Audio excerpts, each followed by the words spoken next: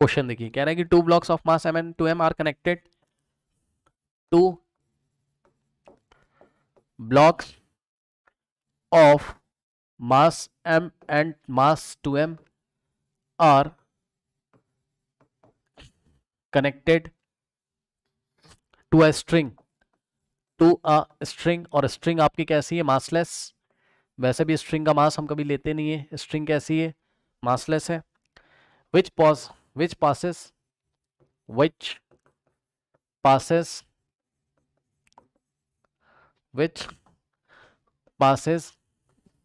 over a pulley, which passes over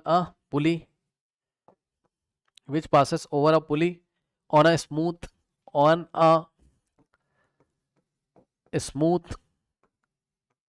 horizontal surface, okay. If the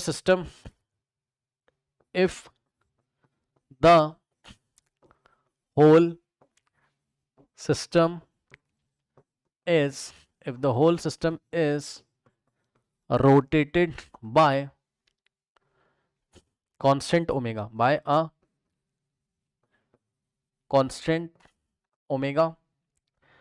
और जो length है L is very very greater than length of strings,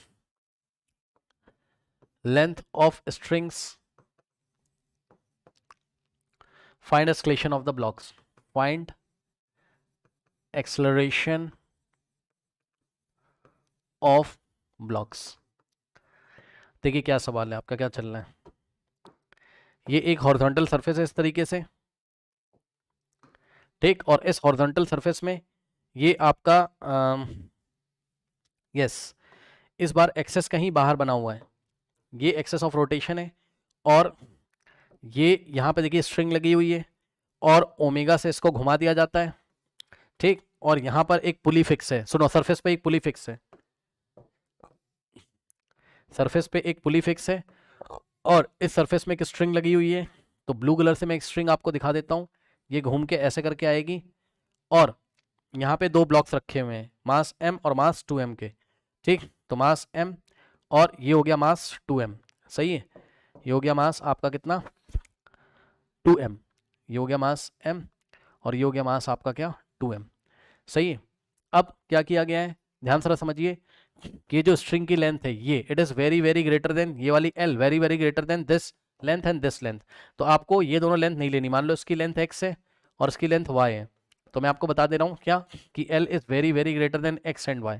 तो ऐसे questions में क्या किया जाता है, यही उसने बोला था आपको क्या, कि if the length L is very very greater than length of string, इसका मतलब आपको ये स्ट्रिंग की लेंथ को नेग्लेक्ट करना है, इस बार स्ट्रिंग की लेंथ को नेग्लेक्ट करना है, मतलब x को आपको अप्रॉक्सीमेटली इक्वल टू 0 लेना है किसके सामने, L के सामने, और y को भी अप्रॉक्सीमेटली इक्वल टू 0 लेना है किसके सामने, L के सामने, ठीक।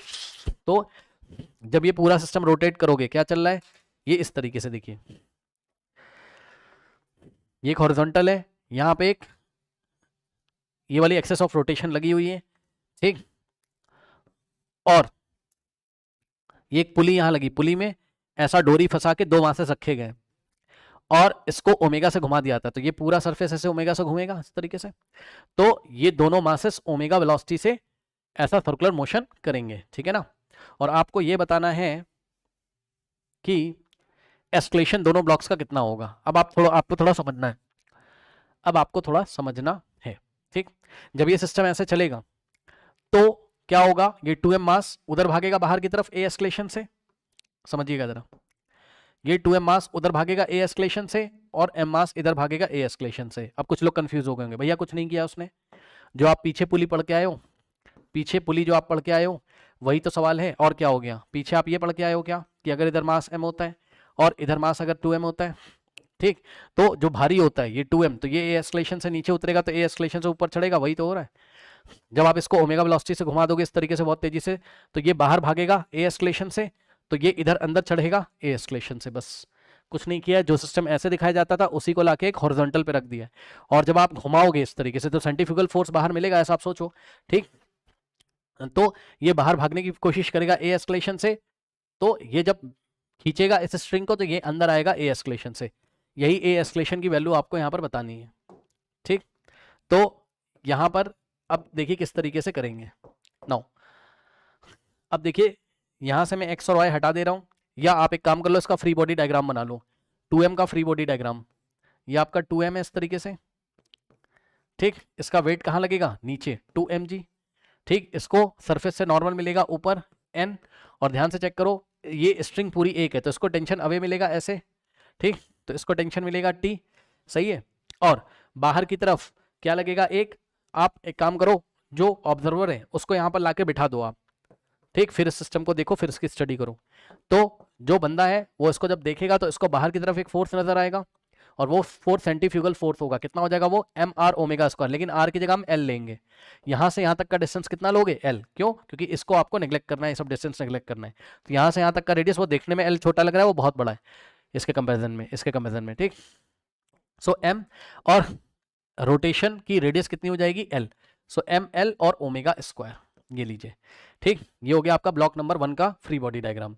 और क्या हो रहा है, ये ब्लॉक नंबर 1 भारी है तो ये 2m मास का है, तो ए एस्केलेशन से उधर जा रहा है, ए एस्केलेशन से ये उधर मोशन कर रहा है। तो इसकी इक्वेशन क्या बनेगी, चेक कर लीजिए, इसकी इक्वेशन क्या बनेगी, चेक कर लीजिए, ध्यान से चेक करिए क्योंकि ये बाहर जा रहा है, ठीक है ना।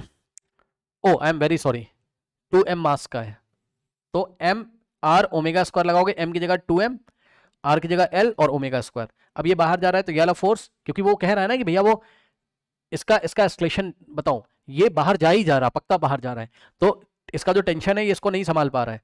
कहने का मतलब है कि 2ml ओमेगा स्क्वायर, n तो बैलेंस कर लेगा किसको, mg को, 2mg को, कोई प्रॉब्लम नहीं है। सो n ने बैलेंस कर लिया किसको, 2mg को, इसमें कोई प्रॉब्लम नहीं है। लेकिन ये वाला इससे ज्यादा हो जाएगा, यानी कि 2ml omega square minus t, है ना, ये बड़ा होगा ये छोटा, is equal to net force, motion हो रहा है ना, ये एस्केलेशन से बाहर जा रहा है, जैसे आप पुली वाला करते थे, हाँ, नेट फोर्स आप निकालते थे, याद है कैसे, इसका आता था नीचे क्या 2mg, है ना, और इधर टेंशन लगता था, वही चीज यहाँ पर है, बस 2mg, इसके वेट की जगह क्या है 2ml ओमेगा स्क्वायर है, क्योंकि ऐसा हॉरिजॉन्टल रखा हुआ है, सर्कुलर मोशन हो रहा है, ठीक।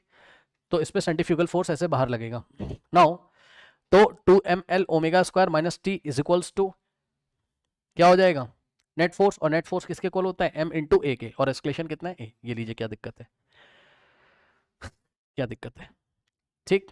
नाउ अब इस ब्लॉक के लिए, तो इस ब्लॉक के लिए क्या हो जाएगा, ये इक्वेशन नंबर 1 बन गई मान लो। सेकंड वाले ब्लॉक का फ्री बॉडी डायग्राम यहाँ पे बना दे रहा हूँ, मास m है, वेट लगेगा नीचे mg, ठीक, और ऊपर आएगा नॉर्मल, और इसका tension away from the block t, और इस पे बाहर की जगह इस बार किधर लगेगा, इस पे बाहर तो जा नहीं रहा है क्योंकि ये अंदर जा रहा है, इसलिए इसमें हम जो क्या नाम है फोर्स दिखाएंगे वो किधर दिखाएंगे, अंदर, ओके। नहीं अंदर नहीं दिखाओगे, रुक जाओ, अंदर नहीं दिखाओगे, बस आप दिखाओगे क्योंकि ये बंदा इधर बैठा है ना, O2 ऑब्जर्वर है, नॉन इनर्शियल फ्रेम में, तो इसके लिए तो सेंट्रीफ्यूगल हमेशा किधर लगेगा, बाहर ही लगेगा, क्योंकि ये तो क्या कर रहा है, ऐसे सर्कुलर मोशन दोनों ही कर रहे हैं ना, तो दोनों के लिए सेंटीमीटर अंदर सेंट्रीफ्यूगल बाहर, तो उसको बाहर ही दोगे आप फोर्स, कितना m, और रेडियस कितना l और omega square, ml omega square, सही है। अब बस आपको डिसाइड करना है क्या, क्योंकि ये ब्लॉक इधर जा रहा है ए एस्केलेशन से, तो t बड़ा हो जाएगा और ml ओमेगा स्क्वायर छोटा हो जाएगा, तो यहाँ पर इक्वेशन बनेगी t minus ml omega square is equals to mass into acceleration. और सुनो ऊपर वाले के लिए मास m मत रखो, 2m रख दो, ऊपर मास कितना था 2m, सो 2m है और नीचे m है, ये हो गई इक्वेशन नंबर 2। नाउ सॉल्व कर लेंगे, t से t चला गया, 2ml omega square minus ml omega square कितना आ जाएगा, ml omega square is equals to 2m में प्लस m में 3m में, ठीक। यहाँ से m कैंसिल हो जाएगा, और a एस्केलेशन कितना आ गया, l ओमेगा स्क्वायर बाय 3, ये लीजिए, ये एस्केलेशन आ गया दोनों ब्लॉक का, l omega square by 3, this is your final answer, ठीक।